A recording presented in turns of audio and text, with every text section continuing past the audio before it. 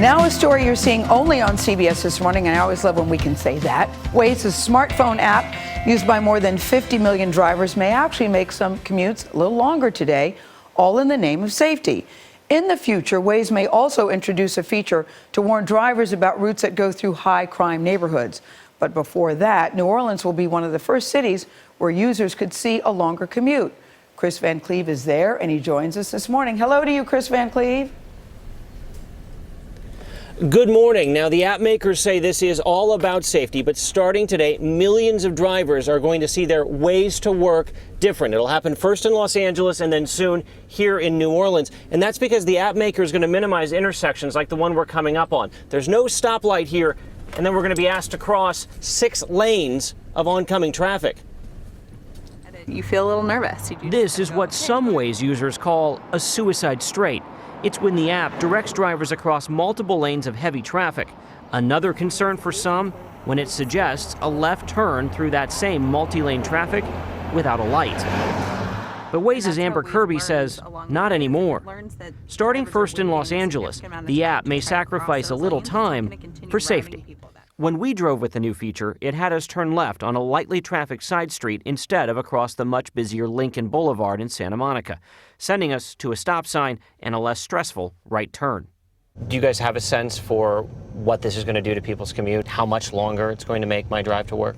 If you are commuting 40 minutes to an hour, maybe it adds a couple minutes here and there. Do you worry that some people are going to say, but you're supposed to save me time and now you're costing me 2 minutes?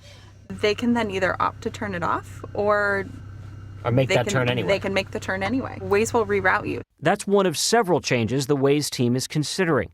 In Brazil, an elderly woman was murdered after she entered an incorrect address and was routed into a neighborhood known for gang violence. The company is now working on what could be a controversial next step, a new feature in that country to alert drivers about routes through high-crime areas. We're working with the government. We're working with local community groups who are able to identify which neighborhoods have safety issues. Julie Mosler is the head of brand for Waze. How do you do that in a way that isn't labeling a community or a neighborhood a bad neighborhood? Sometimes it's a choice of words. So dangerous is sort of a judgment, whereas high crime is factual. Mosler says the feature would use crime data verified by a third party. Reporting traffic jam. And could also be supported by data the app gathers from users, including reports of accidents, incidents, and police presence. Crime data is notoriously unreliable.